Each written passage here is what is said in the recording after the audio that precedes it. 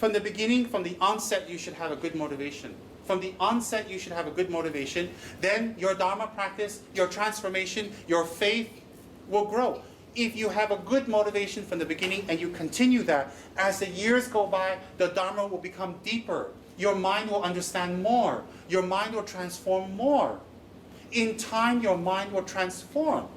If you do the practice of Dharma with all kinds of expectations or wrong motivation, of course you will lose faith. Of course you go away. Of course you're not interested. Of course it sounds bad. Of course it becomes wrong. How can Kache Marpo be wrong? How can this old monk who takes trance of a Buddha be wrong? How can Trijaranchi be wrong? How can the Lamrim be wrong? How can Buddha Shakyamuni himself be wrong? How can they be wrong?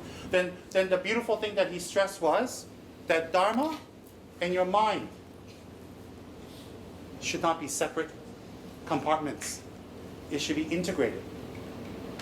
Dharma and your mind should be integrated. That one touched me so deeply, I want to cry.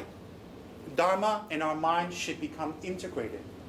Not we listen to Dharma, we're in front of the Lama and we're goody-goody, and then the minute we leave, we act barbaric, we act different.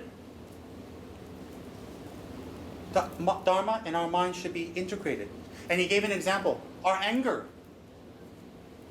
I didn't say earlier, he said our anger, it's just an example, should be pushed down. Not expressed to other people. Everybody who angers us, we express our anger to them. It never ends. The anger increases and then we make more enemies. But the anger that we feel should be pressed down. Should be pressed down more and more and more, not expressed out. Because when you express anger constantly, consistently, you become more angry. You become habituated that way. So he said, very important, the Dharma and your mind must be integrated. And if we're to condense that, the three principal path of the Buddha, the three principal path is Lamrim condensed. And he mentioned very clearly, Lamrim, Janchu Lamrim. Janchu Lamrim means the Bodhisattva's way of Lamrim, the Lamrim that brings you to Bodhisattva. So remember, it's incredible. The protector doesn't come and kill chickens, smoke cigarettes. He doesn't come here and jump up and down and look like an idiot. He doesn't come here and ask you for your land, your properties, or put a food here or put a food there. He asks you to practice the Dharma. That's how you can know he's a real Dharma protector. Because the Dharma protects you. Hence, he's a Dharma protector. And just now, he was spilling drinks all over. I'm sure you're thinking, what is he doing? Many beings came. If you have the third eye, you can see many, many beings. Some are deities of this area. Some are hungry ghosts and spirits. And when they see him with their eye, they will see a golden light, very bright and very compassionate. So the light is very bright, and they're drawn. So they came, a lot of them came. They're crowding around, listening to his Dharma. The spirits and the deities are listening to the Dharma, and at the same time, some can't understand it, just fold their hand. So Kache Marpo is giving them drinks, because he's blessed it. He's blessed the drinks, and he's giving them nourishment. There's a special practice according to Kuan Yin Posa. It's called Tsasur. If we do that, we give these things to the spirits and ghosts and beings to help them because they suffer so much. So he says, most important, develop the kind heart, the kind mind. If you develop the kind heart, kind mind, combined with not giving up, your mind will transform and you will accomplish your wishes. If you develop a kind heart and you transform your mind over time, then you will accomplish your wishes. I think that's the biggest puja he's giving us. And he stressed, please don't think that transforming your mind is difficult. It is difficult, and it will happen if you apply. Yes? What can we do with the protector rice? The protector rice you put in a very special package and leave it in your refrigerator. Yes, leave it in your refrigerator so that the Malaysian humidity bugs don't eat it.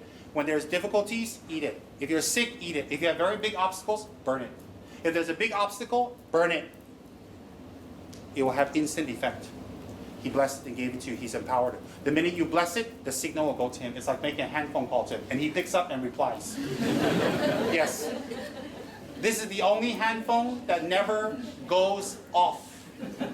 This is the only hand phone that Receiver always replies. Yes, that's what you can do with the rice. Keep it well. And the red string he gave you, the red string everybody got, don't waste it. Don't lose it. Wear it well, or keep it in a pack, or keep it with you, or keep it in your bag. It's directly from him. You met Shugden and Kache Marpo today. And then you might think, well, I can't tell if he's here or not.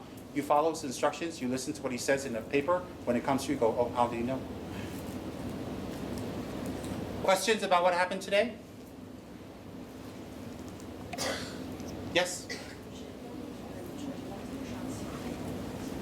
To remove the obstacles to answer your questions. To remove your negative karma. Temporary removal. Questions? Why was he using alcohol? Kache Marpo is manifest as a wrathful warrior.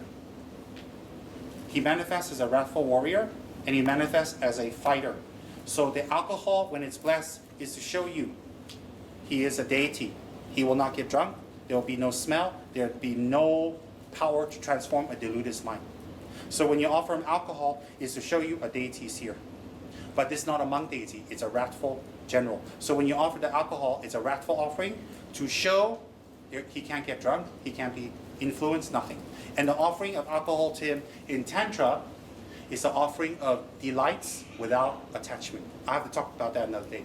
Offering delights without attachment. Meaning if we take alcohol, we become attached, we change, we get drunk. For deity, there's no transformation. Sometimes he takes the alcohol and spits it back out. That's for Some is tea, not it's all alcohol. When he drinks it in his mouth, he infuses it with mantra power. Once he drinks it and it's in his mouth, he infuses it with mantra power. Then it becomes a medicinal healing lotion. So when he spits it back at you, it will solve that problem that you're asking. It becomes a medicinal lotion. So if he spits on you, you are very lucky. Very, very lucky.